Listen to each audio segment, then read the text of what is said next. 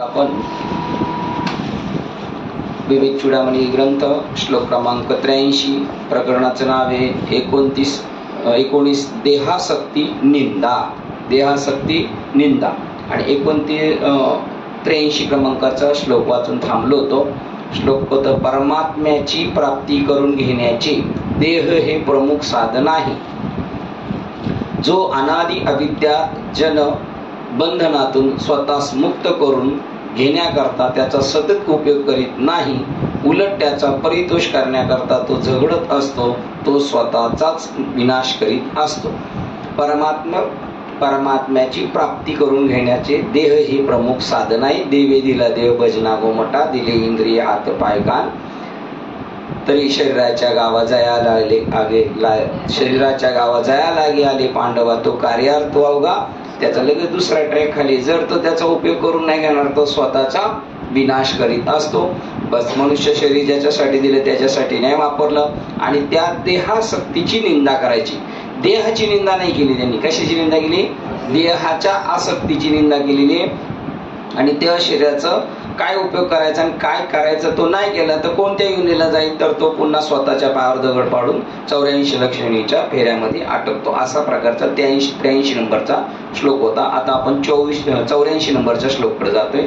देहाच्या लालन पालना करता जो स्वतःला वाहून घेऊन जो मनुष्य आत्मतत्वाचा पुनर्शोध घेऊ पाहतो, तो मगरीला लाकडी ओंडका समजून घट्ट धरून नदी पार करण्याची इच्छा करतो. बा, देहाबद्दल पूर्णपणे अनासक्त झाला पाहिजे त्यांचं म्हणणं आहे.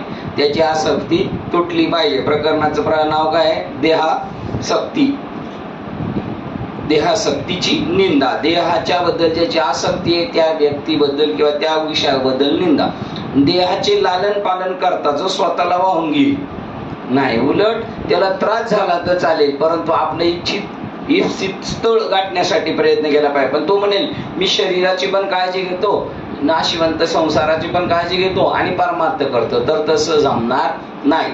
त्याने त्याला एकदम नॉर्मल समजलं असं होईल. त्या देहाची जर आपण सगळे उठाठेव करत बसलो तर नदीतून तरून जाणारा माणूस जसा लाकडी ओंडका समजून त्याच्यावर बसला, काय साठी? ही नदी तरून तिकडं जायचंय, पण त्यांना लाकडी ओंडका काय होता? मगर म्हणल्यावर याला मध्येच गाठून संपवून टाकणार. तसं भाऊ केवढं कसं दृष्टांत शोधून काढलंय त्यांनी. म्हणजे वरतीची चाल कुठे? पाण्यात अजून जास्त आहे, त्यामुळं तो काय तिथं वाचणार नाही. तसं ते म्हणतात, देहाचे लालन पालना करता जो स्वतःला वाहून घेऊन, म्हणजे पूर्णपणे दुर्लक्ष झालं पाहिजे याच्याकडं. आणि साधू संतांनी पूर्णपणे देहाकडे दुर्लक्ष केलं, त्यामुळं त्यांना अल्प आयुष्य भेटलं. कारण निसर्ग नियम कोणाला सोडत नाही. परंतु त्यांना माहिती आहे देहाचं जर थोडी जरी उठाठेव केली का तो लगेच आपल्याला रॉंग वेला घेऊन जाईल.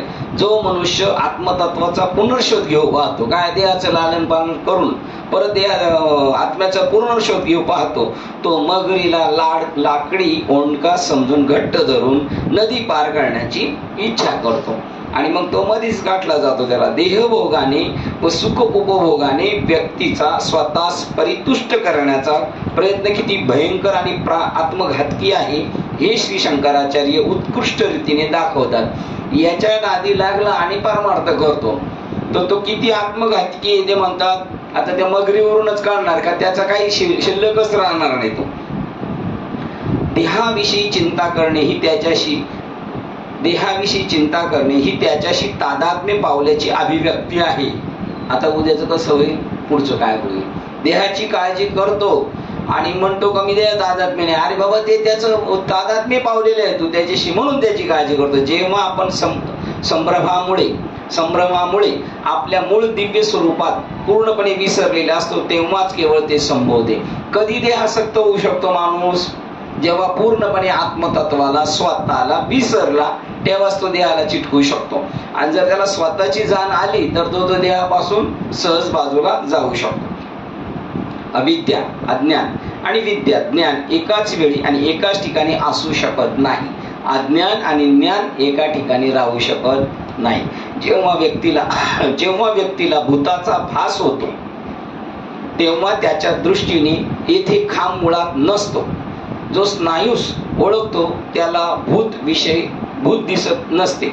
तद्वत स्वप्नातील त्याची प्रिया जागृत अवस्थेत नसते. पहा, ज्ञान आणि अज्ञान एकत्र राहू शकत नाही. जेव्हा व्यक्तीला भूताचा भास होतो तेव्हा त्याच्या दृष्टीने ते खांब मुळात नसतो. ज्ञान आहे तर अज्ञान असू शकत नाही ना, अज्ञान आहे ज्ञान असू शकत. लाकडी ओंडका पडलेला उभा आहे आणि त्याला तो काय समजतोय भूत, त्याला तिथे खांब असणार आहे का? खांब असणार आहे, पण त्याची भूमिका काय असणार आहे? भूतच आहे. आणि ज्या दिवशी त्याला पक्क क्लिअर होईल हे भूत नाही, हे लाकडी खांबळ आहे, तर मग त्यावेळेला भूत असेल का? नाही. एकाच वेळेला दोन्ही गोष्टी घडत नाही. म्हणजे जर भूत ही कल्पना डोक्यात बसली तर तो मूळ अधिष्ठानाला ओळखत नाही, मूळ स्वरूपाला. आणि मूळ स्वरूपाची ओळख झाली तर भूत ही बाधा त्याला राहू शकत नाही. जो स्नायूस ओळखतो त्याला भूत दिसत नसते. तत्व जो स्थाणूस ओळखतो त्याला भूत दिसत नसते. तद्वत स्वप्नातील त्याची प्रिया जागृत अवस्थेत नसते. बघा, झोपल्यानंतर त्याला वाटलं बा आपल्या बरोबर आपली सहचारणी, पण ती जागी झाल्यावर नसते. तद्वत जागा झाला, कुठे जागा झाला? तर इथे स्वस्वरूपाच्या ठिकाणी जागा झाला, त्याच्या ठिकाणी अज्ञान असू शकत नाही. त्याप्रमाणे जो आपल्या देहाशी तादात्म्य पावतो आणि त्याचे पोषण करण्यात आणि ते पुष्ट करण्यात वेळ आणि शक्ती दवडतो तो खचितच मूर्ख होय. बघा, आता हे जर आपण पाहिलं तर आपल्याला आळंदीमध्ये तीर्थक्षेत्रामध्ये शिकणारे जे विद्यार्थी आहेत ना, त्यांच्याबद्दल खचितच आपल्याला प्रेम आदर भाव वाढेल. त्यांची बघा ना, लहान लहान मुलं आहेत, त्यांना करिअर करायची, आपल्या मुलांना हौस आहे, त्यांना करिअर करायचंय. आता आपण करिअर करतोय का नेमकं काय करतोय? पहा, पूर्णपणे देह आणि देह संबंधी निंदावी आणि इतर तिवंदावी श्वान सुकर. त्याप्रमाणे जो आपल्या देहाशी तादात्म्य पावतो ना, त्याचे पोषण करण्यात आणि ते पुष्ट करण्यात वेळ आणि शक्ती दवडतो. वेळ आपला जातो, व्यर्थ होतो, तो खचितच मूर्ख होय. बर, करा संत म्हणतात, करायचे किती करायचंय? पोटापुरते काम परी अगत्य तो राम. बस, जेवढं आपल्याला पोट भरण्यासाठी पाहिजे तेवढंच आपला वेळ त्याच्यासाठी खर्च झाला पाहिजे. एरवी आपण कोणाचा विडा उचललेला नाही. ज्याला त्याला ज्याच्या त्याच्या प्रारब्धानुसार भेटतच असतं. आपल्या सुद्धा काय होतं, आणि आपण जरी किती ठरवलं याचं भलं करायचं तरी त्याचं भलं होऊ शकत, त्याचं जर ठरलेलंच खड्ड्यात पडायचंय तर नाही होऊ शकत. म्हणजे एवढा पूर्णपणे आपला ठाम विश्वास पाहिजे का ही सृष्टीच्या उपक्रमानुसार सगळं घडणं आहे, आपल्या हातात काही नाही. किती लोकांना वाटत होतं कोरोना होऊ नये, किती काळजी घेत होते, त्यांना झाला. आणि जे काळजी न करता भुकेने व्यापलेले लोक, ते दिनरात काम करत होते तरी सुद्धा काही लोक त्याच्यामध्ये, त्यांना झाला नाही.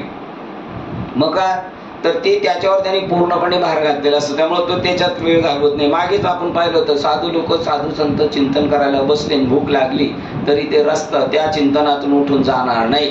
जेवणासाठी सुद्धा त्यांचा एवढा भाव आहे का मी कुठंच जाणार नाही, मी ज्याच्यासाठी ध्यानाला बसले तो माझ्यासाठी जेवण घेऊन येईल, मी जाणार नाही. त्यामुळे तो शक्ती दवडतो आणि खचित असतो मूर्ख होय.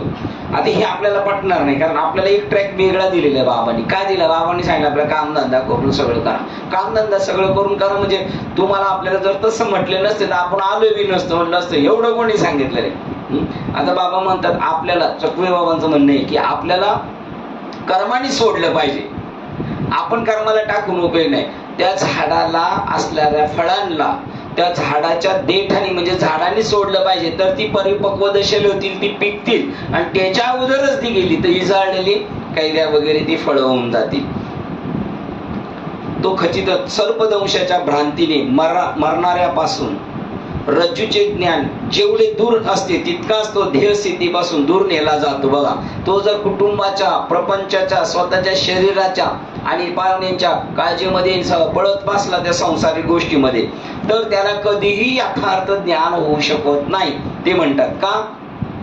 तर त्याचं उत्तर त्यांनी दिलं, ज्याला सर्पदंशाच्या भ्रांतीने मरणाऱ्यापासून, ज्याला साप चावलाय अशी त्यांनी काय केलेली कल्पना केलेली, पाय पडलाय रश्य आणि त्याला जर त्या रश्मीला सापाने चावलाय अशी कल्पना झाली, तर तो त्या ज्ञानापर्यंत जाऊ शकत नाही का? माझा ज्याच्यावर पाय पडला, अरे तो साप नाहीच रे, ती रश्मी, तिथपर्यंत तो पोहोचू शकत नाही. आणि तिथपर्यंत नाही पोहोचला म्हणजे त्याची ध्येय सिद्धी त्यांनी घालून टाकली. असं 84 नंबरचा श्लोक होता. आता 85 नंबरच्या श्लोक मध्ये पाहतो, त्यांनी सांगितलंय की तुम्ही जर ज्या कामाला वाहून घेतलंय त्या कामाचा पूर्णपणे पाठराखणपणा करायचा, त्याच्यामुळे तुम्ही दुसरीकडे गेले नाही पाहिजे. मग तुमचा पोटाचा असो नाही तर वस्त्राचा असो, कशासाठीही नाही पळाले पाहिजे, असं 44 नंबरचं सांग. मग कधी देहासक्ती तुटेल तेव्हाच तो त्याची काळजी करणार नाही. देहासक्ती आहे म्हणल्यानंतर बघ किती देहासक्ती आहे. उदाहरण पाहिलं आपल्याला, मृत्यूनंतर सुद्धा, आजारी पडल्यानंतर, मृत्यूनंतर सुद्धा काळजी, मृत्यूनंतर सुद्धा आमच्या घरदार, किती त्याच्या डोक्यात किती आसक्ती आहे म्हणायचं, किती आसक्ती आहे. याचा अर्थ तो पूर्णपणे त्याच्यावर विचार नाही करायचा त्यांचा हयातीत सुद्धा. तर याचा अर्थ तो अडाणी काम कटाळ्या पण नाही येतो, त्याचा पूर्ण भाव भगवंतावर आहे. ज्याने चोची बनवल्या त्याने चारा बनवलेला आहे. श्लोक क्रमांक 85. मोक्ष इच्छावान. किती असे साधक आहेत आपल्याला का आळंदीमध्ये जाताना येताना किंवा आमच्या गावाकडून जाताना एक मुलगा भेटला होता. आई वडिलांना दिवाळीत भेटायला आला आणि चालला, भावाचं मोठं आहे, हा बारका भाऊ आहे. म्हणलं बारक्या भावाचं करून टाका, मी काही लग्न करणार नाही, मी तिकडे राहणार. बरं तिकडे राहणार, मग हे घरदार हे याला सांभाळायचं, तू फक्त एवढं काम कर, आई वडिलांचं व्यवस्थित कर, मला इकडची काही अपेक्षा नाही. एवढं वैराग्य म्हणजे साधे अल्प वयामध्ये बघा. आता ज्ञान झालेल्यांना सुद्धा तेवढं वैराग्य नाही, तेवढं त्यांच्याकडे वैराग्य ते, त्यामुळे तिथे प्लस मध्ये. श्लोक क्रमांक 85. मोक्ष इच्छावान साधकास देहाचा मोह इत्यादी भयंकर मृत्यू होय.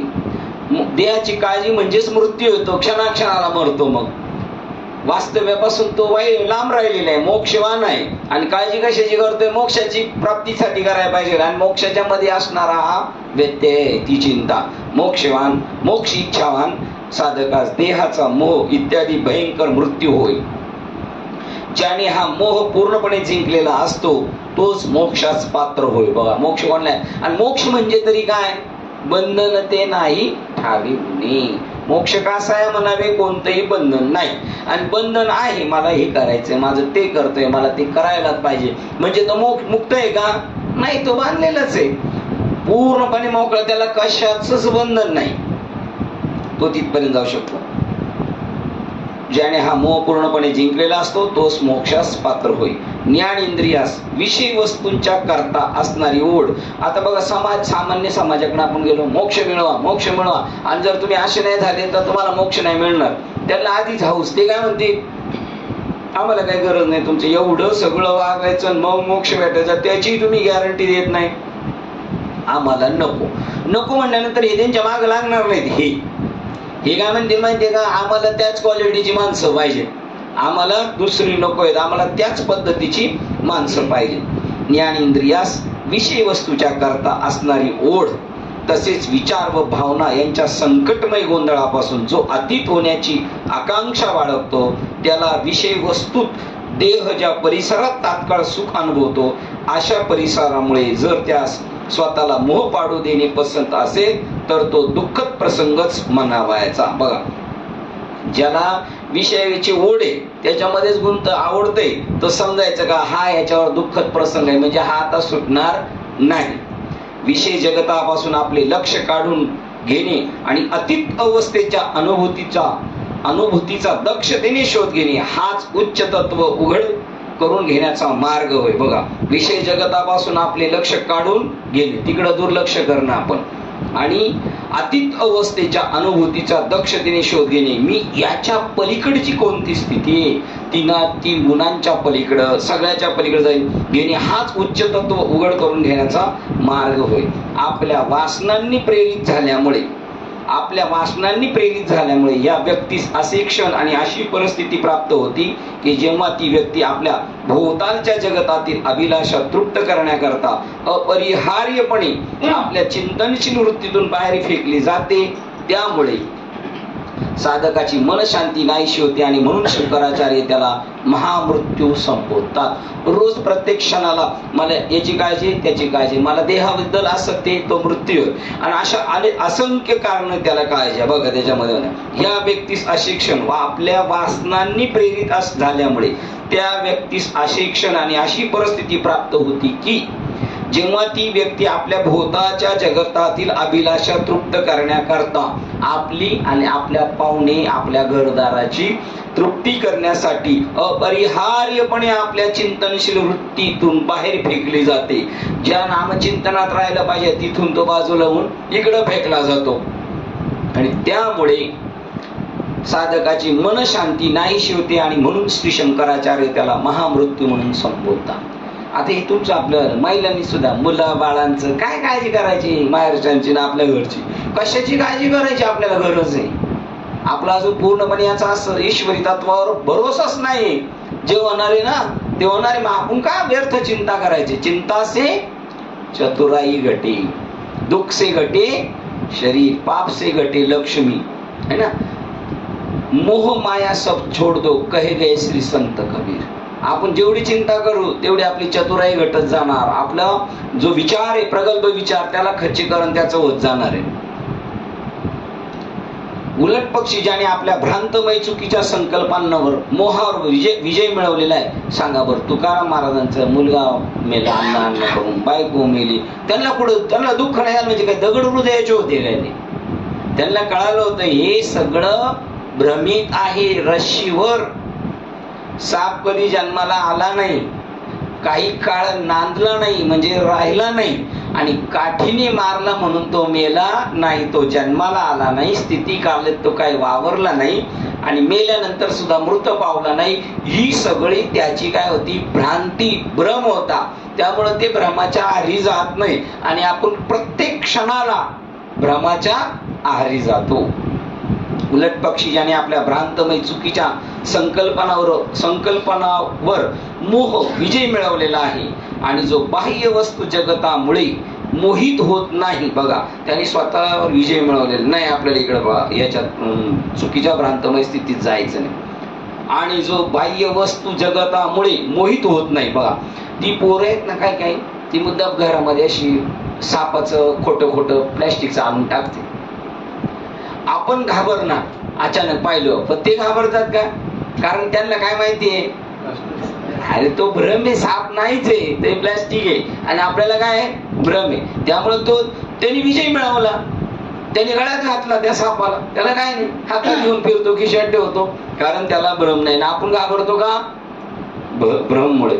आणि जो बाह्य वस्तू जगतामुळे मोहित होत नाही, दिसणार तुम्हाला खेचणाऱ्या गोष्टी घडणार, तुम्हाला मोहित करणाऱ्या गोष्टी होणार, पण तुम्ही नाही व्हायला पाहिजे. तुम्ही समजलं पाहिजे हे आपल्याला फसवतंय. ही जे ना आपल्याला दुःख देतोय हाही भ्रम आहे आणि आपल्याला आनंद देण्याचा क्षण दाखवतोय तोही काय आहे, भ्रमच आहे. तो बाह्य वस्तू जगतामुळे मोहित होत नाही, त्याला आपल्यामध्ये चिंतनाचे स्थैर्य लाभते.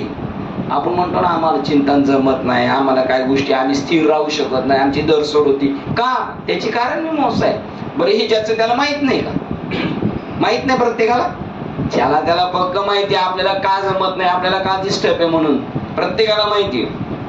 ज्या योगे तो खचितच आपल्या प्राकृतिक आवरणाच्या भोवऱ्यातून स्वतःस प्रवृत्त होण्यास शिकेल, बघा तो सहजच त्या भोवऱ्यातून ऑटोमॅटिक निघेल, त्याला स्थैर्य लाभते. ज्या योगे तो खचितच आपल्या प्रकृती आवरणाच्या भोवऱ्यातून स्वतःस परावृत्त होण्यास शिकेल, आपल्या प्रकृतीच्या आवरणातून तो सहज बाजूला होऊ शकेल आणि शुद्ध आत्मतत्वाची अनुभूती पण घेईल. हीच आपल्या प्रकृती आवरणाच्या मोहापासून आणि गुंतागुंतीपासून प्राप्त होणारी अत्यंतिक मोक्षाची स्थिती होय. श्लोक क्रमांक 86. आपला देह, पत्नी, पुत्र इत्यादी बद्दलच्या आपल्या आकर्षणाच्या महामृत्यूवर विजय मिळवा. बघा हा काय आपला देह, हा आपला काय आहे, मृत्यू आहे. आपली पत्नी, आपला पुत्र इत्यादी बद्दलच्या आपल्या आकर्षणाच्या महामृत्यूवर विजय मिळवा. त्या मोहाला जिंकून ऋषीमुनी परम विष्णुपदाला प्राप्त होतात. बघा त्या महान दुःखद मृत्यूचे वर्णन करीत असताना मृत्यू म्हणजे काय हे श्री शंकराचार्य निश्चित टिपून सांगतात. देहाचा मोह निशंकपणे निसंशयीपणे साधकास जीवनामध्ये अधिक सुख आणि कृतकृत्यता लाभावी म्हणून बाह्य जगतातील वस्तू विषयांचा शोध घेण्यास भाग पाडतो. बघा देहाचा मोह काय करतो? आपल्याला व्यवस्थित घर, आपल्याला व्यवस्थित गाडी, आपल्याला सर्व व्यवस्थित पाहिजे, आणि याच्यामुळे तो काय करतो? देहाच्यामुळे देहाच्या ज्या गरजा आहेत त्याच्याकडे भ्रमित करून त्याला तो बाहेर पळवत असतो, शोध घ्याव्यास भाग पाडतो. मानवाच्या व्यक्तिमत्वाचे स्थूल तसेच सूक्ष्म स्तर जे निर्देशित करतात तो म्हणजे देह असे हे ठिकाण समजले जाते. सगळ्या स्थूल आणि सूक्ष्म गोष्टींचा विचार करतो. कशाच्या संबंधाने? देह, सगळ्या गोष्टींनी. असं अमुक गाव आहे, कोणाच्या दृष्टिकोनातून म्हणतोय माझं गाव आहे? कशाला पाहून म्हणतोय माझं गाव आहे, माझं आडनाव आहे, माझं हे घर आहे, माझी ही जात आहे? आत्म्याला जाते. मग तो जात म्हणतो मी शेतकरी आहे, समजा मी हिंदू आहे, हे कशामुळे म्हणतोय? याच्यामुळं. आणि मग तो त्याच्यामध्ये गुंतत जातो. याच्यावर महाविजय मिळायचा तर मी आत्मा आहे असं जाणून जो देहापासून बाजूला होतो तो परमपदाला म्हणजे विष्णू पदाला प्राप्त होतो. विष्णू पदाला प्राप्त होतो, विष्णूच्या गावाला नाही, विष्णूच्या जवळ नाही, वैकुंठात नाही. वैकुंठाचा कोण होतो? तो प्रमुख अधिपती होतो, मुख्य देवता होतो. पटणार नाही. हे ज्ञानेश्वर महाराज हरिपाठात सांगतात. मातृ पितृ भात्र सगोत्र अपार चतुर्भुज नर होऊन ठेले. आज आत्ताच्या कंडिशन हे वर्तमान काळातलं वाक्य. ठेले का होऊन गेले? होतील. चतुर्भुज नर होतील, होऊन गेले. ठेले म्हणजे आत्ता होतात, आत्ता या घडीला होऊ शकतात. पण त्याला तुका म्हणे येथे पाहिजे जातीचे पाहिजे. त्या जातीचे कमी आहेत. जे विष्णू बनवतील ते बाकीचं सगळं बनवतील, आपल्याला व्यवहारातल्या सगळ्या डिग्र्या देतील, पण सच्चिदानंद पदवी हे देऊ शकत नाही. हरिपद प्राप्ती भोळ्या भाविकास. बरं, हे विष्णुपद कोणाला भेटणार? भोळ्या भाविकांना. आता त्या मानाने विचार करा, आपण त्या पदाचे अभिलाषी आहोत सगळे, पण आता आपण आपल्याला बारकाईने बघितलं तर आपण किती भोळे भाबडे, आपल्याला काय कळत नाही, है की नाही? किती भोळे बाबडे आहेत आपण. आपल्यासारखे चतुर नाही कोणी. आपलं वाण गाईचं आहे, पुढं काय मामी आल्या तर सांगितलं असतं. आणि शिंग हलमाची हलन माहिती का तुम्हाला? त्या दुःखद मृत्यूचे वर्णन करीत असताना मृत्यू म्हणजे काय हे श्री शंकराचार्य टिपून सांगतात. देहाचा मोह निसंशयपणे साधकास जीवनामध्ये अधिक सुख आणि कृतकृत्यता लाभावी. सुखी काय आपल्याला कृतकृत्य झालं असं वाटतं, म्हणून बाह्य जगतातील वस्तू विषयाचा शोध घ्यावयास भाग पाडतो, देह पळवतो. मानवाच्या व्यक्तिमत्वाचे स्थूल तसेच सूक्ष्म स्तर जे निर्देशित करतात तो म्हणजे देह असे हे ठिकाण समजले जाते. त्याचं कर्तृत्व काय? मनुष्य होता. कशामुळे समजलं जातं? देहामुळे. चांगलं किंवा वाईट. पत्नी दारा ही फक्त विवाहबद्ध जीवनसाथी असे समजले जाऊ नये. बघा, दारा म्हणजे काय समजतो आपण? दारा म्हणजे पत्नी. परंतु ते म्हणतात फक्त आपला तिच्याशी विवाह झाला तीच दारा आहे असं नाही. आपल्यावर जेवढे अवलंबून आहेत ते सगळे कोण आहेत? दारा आहेत, है की नाही? आपण ज्यांच्यावर अवलंबून आहोत ते, आपण त्यांच्याकडून सुखाची अपेक्षा करतो, ती दारा. बघा, तुमच्या सुखाकरता तुम्ही ज्याच्यावर अवलंबून असता त्या सर्वांचे निर्देशन वेदांतामध्ये दारा शब्दाने होते. मग गाडी सुद्धा दारा, जमीन सुद्धा दारा, आणि घर सुद्धा. कारण तुम्ही त्याच्याकडून काय म्हणता? इथे गेल्यावर मला समाधान सुख भेटतं, ती दारा या शब्दात. आणि इतरत्र दारा शब्द म्हणजे फक्त पत्नीला संबोधलेले. बघा, यांचा असा व्यापक अर्थ. आणि तुमच्यावर जे जे अवलंबून असतात त्या सर्वांच्या करता पुत्र हा शब्द समजा. मग वडील आई जरी अवलंबून असेल मुलावर तरी ते कोण आहेत? पुत्रच आहेत. आणि तुम्ही ज्याच्यावर अवलंबून आहेत, सुखाच्या अपेक्षा ज्यांच्याकडून करतात त्या दारा, आणि तुमच्याकडून जे सुखाची अपेक्षा करतात ते पुत्र. या पारस्परिक आप्तसंबंधाच्या जीवनामध्ये प्रत्येक व्यक्ती ही साखळीतील इतर सर्व भाग आपल्या ठिकाणी राखण्याकरता एक प्रकारचा दुवा असते. हा एकमेकावर यासच गुंतलेले साखळीप्रमाणे समाजामध्ये जे जे मला सुखी करतात त्यांच्याकडे अपेक्षेना पाहत अपेक्षेना पाहत मी व्यक्ती म्हणून जगत असतो. बघा, मला जे जे सुखी करतील त्यांच्याकडे मी अपेक्षेने पाहणार त्या व्यक्तीकडे, आणि जे जे त्यांच्या सुखाकरता माझ्याकडे पाहतात त्यांची मी काळजी वाहतो. आध्यात्मिक महात्म्यांच्या भाषेत बोलावायचे झाल्यास दारा व सुख या शब्द प्रयोगात ती सर्व नाती समाविष्ट असतात. दोन नाती, एक ज्यांच्याकडून सुखाची अपेक्षा करतो किंवा आपल्याकडून, बस यानेच तो गुंतलेल्या ही दोनच नाती आहेत. नात्या गोत्यांच्या त्या सर्व जंजाळामध्ये ती व्यक्ती निरनिराळ्या प्रकारचे अत्यंत जवळीकीचे नाते संबंध टिकवीत राहत असते. आपल्या गावाकडे जावं, आपल्या पाहुण्यांकडे जाते, म्हणतात काय महाराज नाती गोती हीच तर शेवट आहे आपला सगळा. त्यांच्यासाठी पळत बसायचं, गुंतत राहायचं, पळत बसायचं आणि कंसात गुंतत राहायचं. बघा, ती टिकावी म्हणून ते नाते संबंध टिकवीत राहत असते. मग त्याच्यासाठी तो पराकाष्ठा करतो की ज्यांना आपले साम्राज्य वाढवायचे कौशल्य असते. माणसं गोळा करायची ना. जर राजी लोक पूर्वी का विवाह जास्त करत होते, समाज संघटन त्यांची माणसाची संबंध वाढवत राहायचे का, तर त्यांना स्वतःची साम्राज्य वाढवायचे कौशल्य असते. आपल्या मागे जत्रा पाहिजे ना. त्या सर्वांमुळे गुदमरून गेल्यामुळे त्याला काही सुधरत नाही. तुका ज्ञानेश्वर महाराज मात्र गुदमरले नाही. ते काय म्हणले, कौनाचे मायबाप आणि कौनाचे, बघा, जे आई वडिलांची काळजी करत नाही ते पाहुण्यांची काय काळजी करणार, आणि जे पाहुण्यांची एवढी काळजी करतात म्हणल्यावर ते आई बापाची किती काळजी करतात. आई बापाची काळजी घेतात तर स्वतः निर्मित कुटुंबाची किती काळजी घेत असतील. आणि ह्या सगळ्या काळजी कोणासाठी घेतात, ते स्वतःच्या देहासाठी. म्हटलं तो त्याची किती काळजी घेत असेल. आणि एवढा जो त्याच्यात गुदमरून गेलाय त्यांनी आत्मतत्वाची अपेक्षा करू नये. त्याने तिकडं सुखे करावा संसार, फजिती दुसरी, म्हणजे जड इकडं नाही आणि धड तिकडं नाही, फजिती दुसरी करू नये.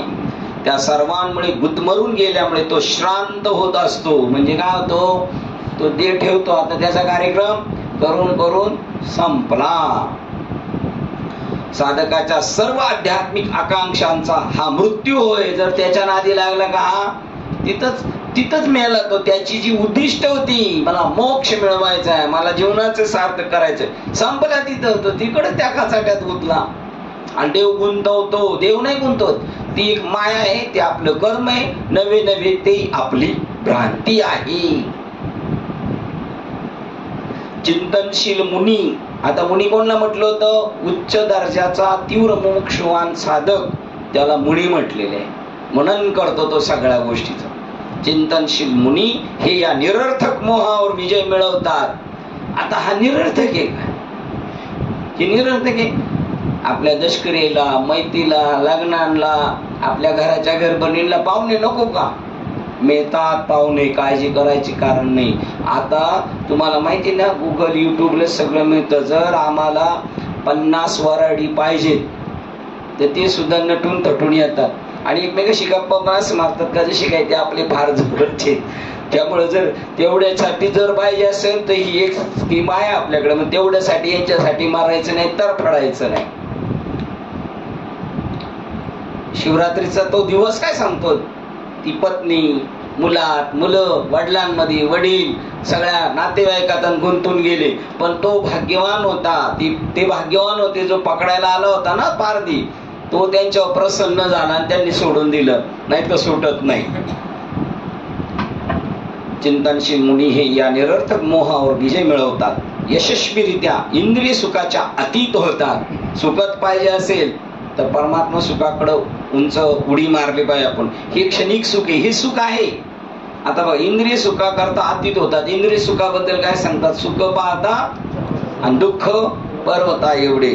असं जवसेचं दान एवढं सुख आहे, दुःख एवढे. बरं, तेवढीच्या सुखात सुद्धा आपण किती खुश आहे, बाप रे बाप. आणि त्याचं वर्णन करताना ते सांगतात, एक मनुष्य त्याच्या मागे लागला होता वाघोबा आणि पळत पळत सुटला तर त्यांनी पाहिलीच नाही विहीर, आणि त्या विहिरीच्या वरती वडाच्या पारंब्या लोंबत होता. मारली त्यांनी उडी तशी, त्याला कळालं मी खड्ड्यात पडतोय, पण तरी विवेकीच होता म्हणायचं. त्यांनी पटकन त्या पारंब्याला पकडलं. म्हणजे किती हुशार असेल त्या मनाने तो. आणि मग खाली पाहिलं तर त्यांनी पाहिलं कोरडी विहीर आणि नागोबा. काय कीर्तनकार जुने बाबा कसे घाबरत होते. पण आपण म्हणलं बाबा आम्हाला फसू नका, हे सुद्धा तुमचा सगळा खेळ कशाचा आहे, कल्पनेचाच आहे. तुम्ही जसे आम्हाला घाबरवता तसे आम्ही पण तेवढं घाबरल्यासारखं करतो. निवृत्ती बाबा नाही म्हणले का, मी तुला मारल्यासारखं करेन मग तू रडल्यासारखं करायचं. आणि पाहुण्याला दिलं पाठवून. मग थोड्या वेळाने पाहुणा पण आला. कसं काय पाठवलं ते म्हणले पाहुण्याला, ते पाहुणा बाहेर ऐकत होता. म्हणलं मी तुला कसं मारल्यासारखं, ते म्हणले मी कसं रडल्यासारखं केलं. तेवढ्यात पाहुण्याला मी पण कसं गेल्यासारखं केलं.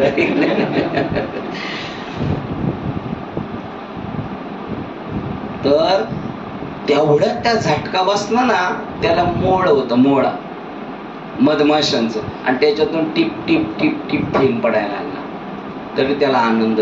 बरं एवढे सगळं लटकलेलं आहे आणि खाली नागोबावर वाघोबा आणि त्या माशा ज्या निघाल्यात ना त्या त्याला गुदगुल्या करतात.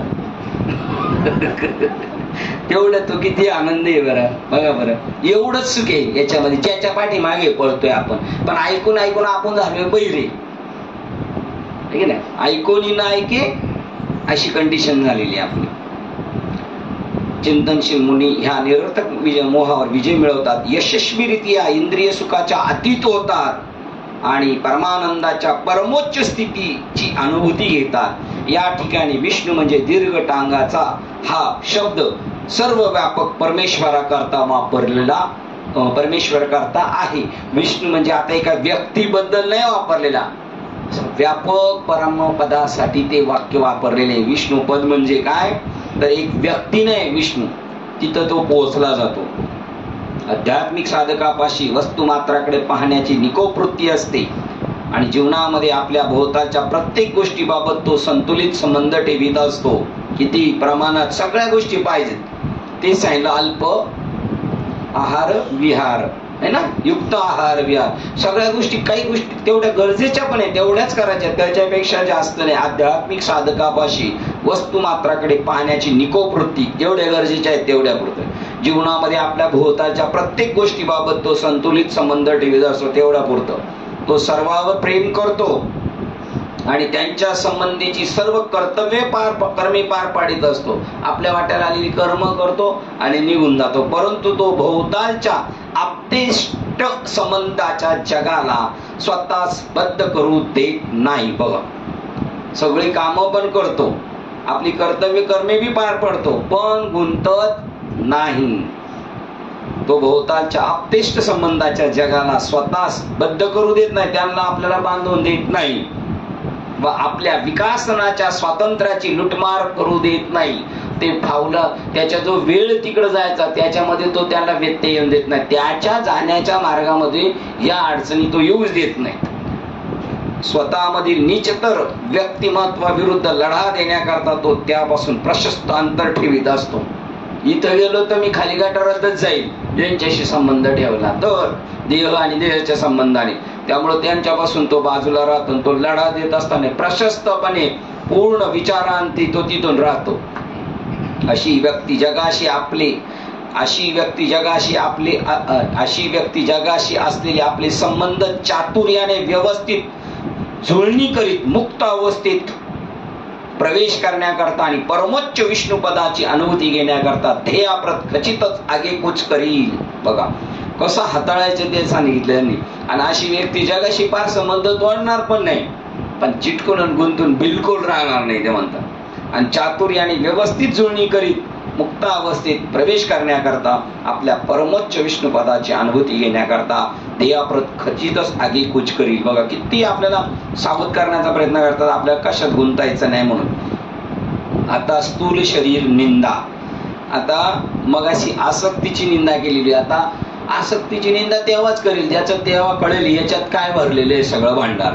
आता त्याच्या ते प्रकरण चालू झाले. प्रकरण क्रमांक 20 आणि श्लोक क्रमांक 87. प्रकरणाचं नाव आहे स्थूल शरीर निंदा. हा स्थूल देह त्वचा, मांस, रुधिर, स्नायू, मेद, मज्जा आणि अस्थि यांचा बनलेला असल्यामुळे अत्यंत निंद्य, दुर्गंधीयुक्त होय आणि तो नेहमी मलमूत्राधिक घाणीने भरलेला असतो. साधकाच्या ठिकाणी देहाबद्दलची देहाबद्दल अनासक्तीची आवश्यकती भावना निर्माण करण्याकरता आणि देहाच्या मोह ममतेपासून त्याचे मन निवृत्त करण्याकरता श्री शंकराचार्य साधकाची शास्त्रीय दृष्ट्या त्याच्या भौतिक देहरचनेवर पूर्णपणे केंद्रित करत आहे. बघा, देहापासून तो पूर्ण त्याला घृणा वाटली पाहिजे अशा पद्धतीने सांगतात. अनासक्त होण्यासाठी शास्त्रीय दृष्टी त्याचा भौतिक, केवळ घाईघाईने केलेल्या अपरिपक्व निरीक्षणामुळे ती देहभ्रांती निर्माण होऊ शकते. कधी देहभ्रांती निर्माण होते? घाईघाई आपण ठरवलं जे दिसतंय ते सत्य दिसतं, तसं आपण एखादी गोष्ट पाहिली तर ती तशीच नसते, पण घाईघाईने निर्णय घेतला तर आपण अडचणीत सापडतो. तसं केवळ घाईने केलेल्या अपरिपक्व निरीक्षणामुळे ही देहभ्रांती निर्माण होऊ शकते. रशी आहे की घाईने निर्णय घेतला, काय हा साप पाहिल्याबरोबर डचकला, घाई साप साप पळा, सिंपली पळा, त्याप्रमाणे देहभ्रांती निर्माण होते. जर त्याच्यावर बारकाईने निर्णय हे पाहिले, बॅटरी मारून नेमकं काय याचं मूळ तत्व काय, मग तिथे तुमची त्याच्याबद्दल आसक्ती जडू शकत नाही किंवा भ्रांती निर्माण होऊ शकत नाही. परंतु त्याचे स्वरूप जेव्हा सूक्ष्म शास्त्रीय अभ्यासाने पूर्णपणे स्पष्ट होते तेव्हा ती देहभ्रांती मावळते आणि यथार्थ समजुतीची पहाट होते. मग आपण याच्या नादी लागत नाही. एवढंच माझं उद्दिष्ट नाहीये, एवढ्यासाठी मी आलेलो नाही. एवढी बुद्धी राहण्यासाठी परत ईश्वराचीच त्याच्यावर कृपा पाहिजे. मी कशासाठी आलोय, मी कुठे फसलो, मी कोणत्या नादी लावलोय, कशाच्या, मी नेमकं काय करायला पाहिजे. त्यामुळे तो मग त्याला त्याच्या जीवनात ती पहाट निर्माण होते. याच कारणाकरता मानवाच्या भौतिक देहाचे जीवनशास्त्रदृष्ट्या केलेले विच्छेदन या श्लोकात दिलेले आहे. देह हा विचारी मानवात तसे कोणतेही आकर्षण निर्माण करू शकणार नाही. कोणामध्ये? विचारी मानवात. आता आपण विचारी मानव नाहीतच 100%. जर देहाबद्दल आपली असेल तर अविचारी. आणि बाबा म्हणतात चांगला विचार केला तर हा चांगला विचार केला तर तू कोण आहेस? तर मी देह आहे ना, मी देह नाही. अशा अमंगल गोष्टीचा मिळून बनलेला आहे. बघा, निर्माण करू शकणार नाही अशा अमंगल गोष्टीचा बनून बनलेला आहे. देह हा विचारी मानवात तसे कोणतेही आकर्षण निर्माण करू शकणार नाही अशा अमंगल गोष्टीचा मिळून बनलेला आहे. कधी कधी असे घडते की कधी कधी असे घडते भांडे ओंगळ असते परंतु त्यातील वस्तूमुळे त्याला शोभा येत असते. भांड काळं पण आतमध्ये त्याची वस्तू चांगली. त्याप्रमाणे आपल्या भौतिक देहाबाबत हेही पण खरे नव्हे. वरून जरी हे भांड खराब असेल तर आत चांगलं नाही, वरून त्याच्यापेक्षा ते आत डेंजर आहे ते म्हणतात. आपल्या भौतिक देहाबाबत हेही पण खरे नव्हे. कित्येक गॅलन घाणीशिवाय दुसरे काहीच नसलेले ते ओंगळ भांडेच या शरीरात एवढी त्याच्याबद्दल घृणा निर्माण करण्यासाठी मानव या घाणीचा गठ्ठा कवटाळून त्याच्या द्वारा शांती आणि समाधान अनुभवण्यासाठी थापा टाकीत बसलेला असतो. याच्यातून सुख मिळवण्याचा प्रयत्न ते. इतक्या ओंगळ वस्तूवर आपण प्रेम करीत असल्याचा मूर्खपणा जेव्हा आपल्या लक्षात येईल तेव्हा त्या संबंधीचा कधी न संपणारी आपली आसक्ती आणि आकर्षण थांबेल. बघा, ती आयुष्यात कधी संपणार नाही, मेली तरी जात नाही. म्हणून आजूबाजूचे जे आहेत ना पशु पक्षी ते पण आपले नातेवाईक आहेत. आई वडील आजोबा पंजोबा मामा मामी ते त्यांना आपल्याबद्दल आणि आपल्या शरीराबद्दल आसक्ती असल्यामुळे, कारण त्यांचं गाव आणि आपल्याशी संबंध कशामुळे? शरीरामुळेच. पण जर कळालं हा नाश काय देह नाशिवंत देह जाणार किंवा हा देह नाशिवंत मळमूत्राचा वांदा वरी चर्म घातले रे, म्हणजे आत वरून दिसते त्याच्यापेक्षा आत चांगलं असेल. अरे वरी चर्म घातले रे आत रुमी कीटकांचा सांदा रव रव दुर्गंधी. एखादी जखम झाली आणि ती सुकत नसेल तर त्याची दुर्गंधी होते. वर रव रव दुर्गंधी अमंगळ तिचा बांधा स्मरे त्या हरिहरा शरीर जाई गोविंदा. किती वर्षाच्या माणसांनाही सांगितलेले सांगा बरे हे प्रमाण. हा अभंग किती वर्षाच्या माणसाला सांगितला? कमीत कमी 50, 20, पाळण्यातल्या मुलाला सांगितलं. आता आपले जुने बाबा सांगायचे पाळण्यातल्या पोराला आपण यू कुत्र्या आणि हाडहाड गाई, बस याच्यापेक्षा त्याला काय शिकवणार. मग त्याची पण आयुष्यभर म्हणजे हाडहाड आणि यू चालणार आहे. ठीक आहे. इतक्या मंगळ वस्तूवर आपण प्रेम करीत असल्याचा मूर्खपणा जेव्हा आपल्या लक्षात येईल, त्या संबंधीचा कधी न संपणारी आपली आसक्तीने आकर्षण थांबेल. व्यक्तीच्या समग्र अनुभवामध्ये देहाचा काय सहभाग असतो त्याचे अधिक जवळून निरीक्षण करण्याकरता पुढील श्लोकात देहाचे अधिक विस्ताराने पृथक्करण केले आहे. काय आपल्या समोर पूर्ण आयुष्यात त्या देहाचा काय पार्ट आहे ते सांगतात पुढे. श्लोक क्रमांक 88. सूक्ष्म तन्मात्राच्या स्थूलीकरणाने पंचीकरणाने बनवलेल्या पंचमहाभूतांनी बनलेला आणि पूर्वकर्मांनी निर्धारित झालेला हा स्थूल देह हा पाचाचा आणि लावसना. परत त्याचं पंचीकरण, त्याच्यामध्ये सुद्धा थोडा थोडा अंश प्रत्येक याच्यामध्ये असल्यामुळे ती 5 महाभूते एकत्र येऊन शरीर बनलेले. आणि ते पण शरीर मागील कर्म नील करण्यासाठी मिळालेलं आहे. हे पक्क डोक्यात ठेवायचंय. हे सगळं आपल्याला इथून क्लिअर करून जायचंय, कोणाचे घेणे देणे काय आहे ते. आणि पूर्वकर्मांनी निर्धारित झालेला हा स्थूल देह म्हणजे अनुभव घेण्याची आत्म्याची बैठकच होय. आणि हे आपण पाहायचं आपल्याला इथे कशासाठी पाठवले. शरीराचे गावा जया लागी आले पाठव. कशासाठी पाठवलेलं आपल्याला. ज्या स्थितीत विषय वस्तू त्यास गोचर होतात ती त्याची जागृत अवस्था. आता आपल्याला हे सगळं जे दिसतंय याला जागृत अवस्था म्हटलेली आहे. जे काही स्थूल असते ते त्याच्या पूर्वीच्या सूक्ष्म अवस्थेमधूनच निर्माण होत असते. या जगात कोणाचीही कोणाशी भेट होत नाही. मागची देणेदाराची संबंध असल्यामुळे सूक्ष्म अवस्थेतून निर्माण होते. सूक्ष्म काय काय आहे. एक त्याचं कर्म आहे आणि पंचमहाभूत आहेत आणि त्याच्यामुळे त्याला शरीर मिळालेले. ज्ञान इंद्रियांना गोचर असलेली स्थूल पंचमहाभूते त्याच्या सर्व अगोचर सूक्ष्म अवस्थेमधून निर्माण झालेली असली पाहिजेत. त्यांच्या मूळ स्थितीत त्यांना तन्मात्र असे म्हणतात.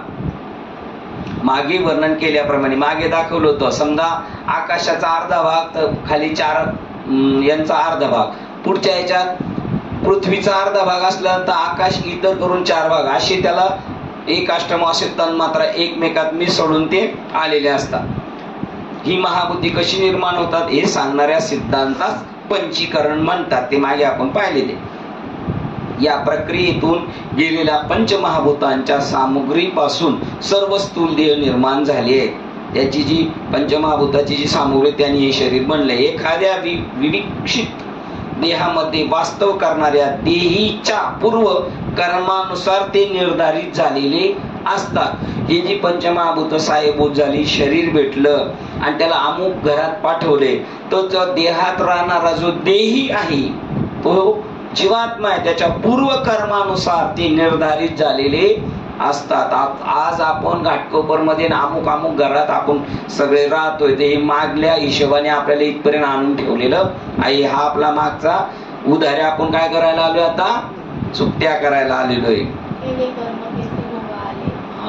उपजले मेले आईशी किती. बरोबर.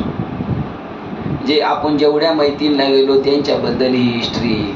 केले कर्म आले त्याची भोग आले. उपजले मेले. आता मेले त्यावेळेला पण हेच ध्यानात ठेवायचं. उपजलेले 5वीला गेलो तरी ही यांनी काहीतरी घोटाळा केलाय म्हणून हा आलाय आणि आता याचं नील सर्टिफिकेट घेऊन हा चाललाय पुढच्या उधाऱ्या दुसऱ्यांच्या चुकवण्यासाठी.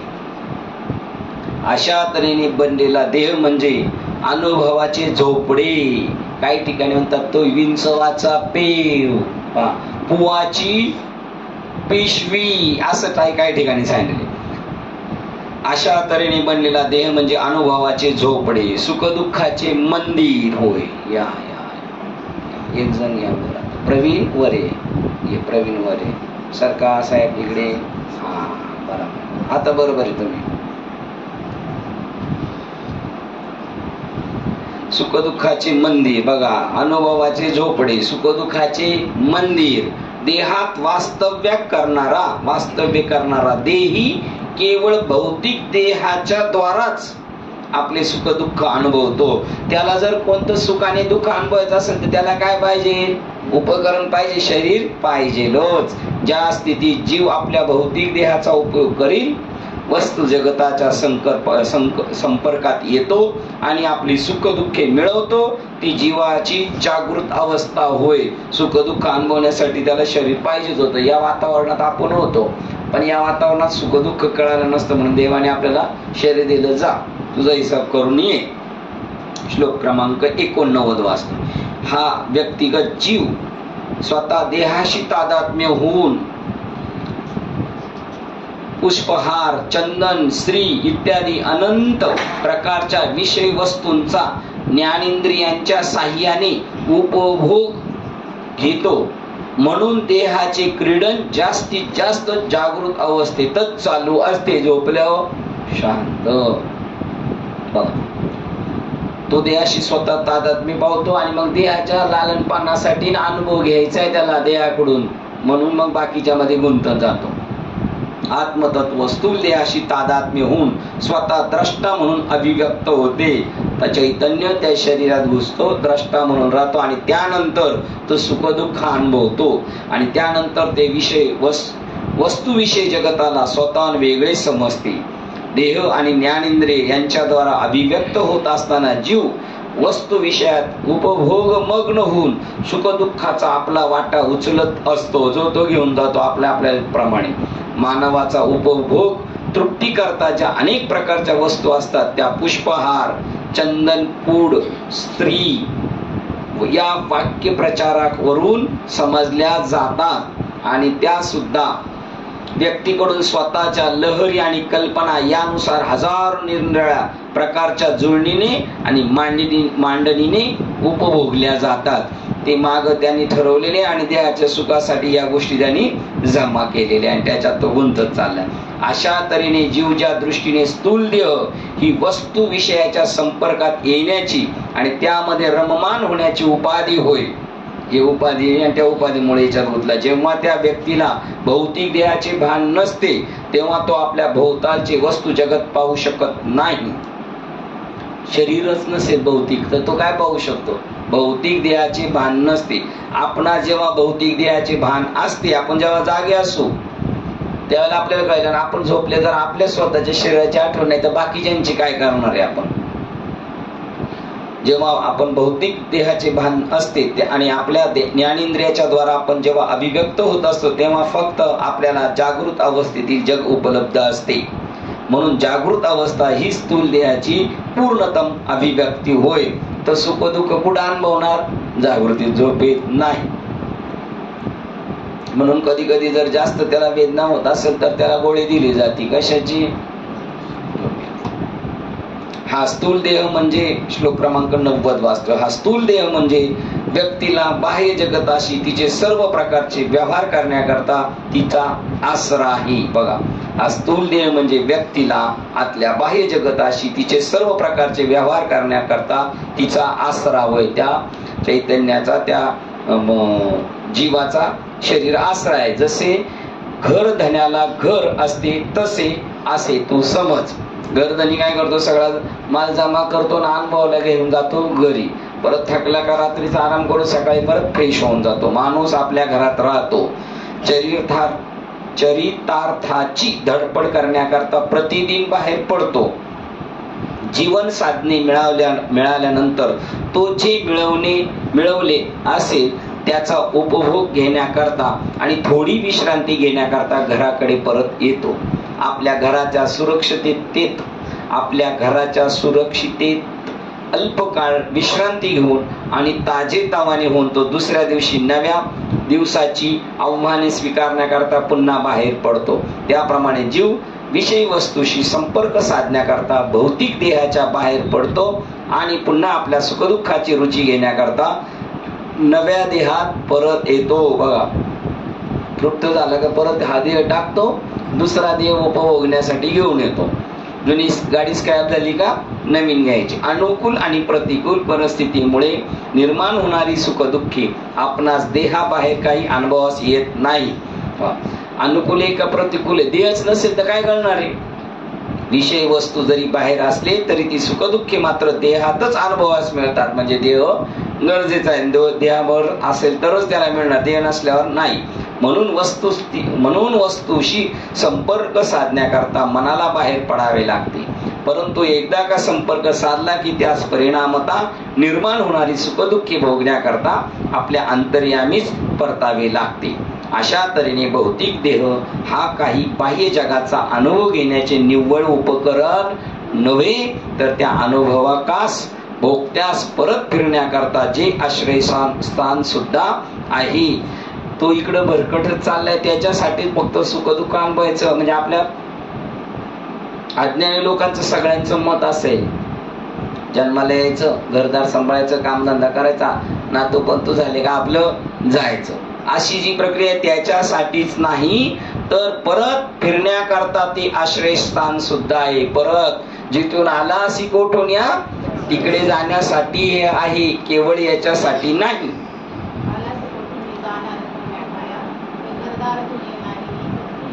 अवघी लटकीच कुठून आलास, जाशी कवणेरी ठाया. बघा शिलेकडे यांना विचारतात तुम्ही कुठं आले, जाणार कुठं, घरदार तुझे नाही, अवघी लटकीच माया. आता हे कसं बरं म्हणायला किती आनंद वाटणार आपल्याला, पण आपल्याला कसं घरदार लटकं वाटतंय, बुर्रो बाबा कसं वाटतंय, मस्त वाटतंय की नाही.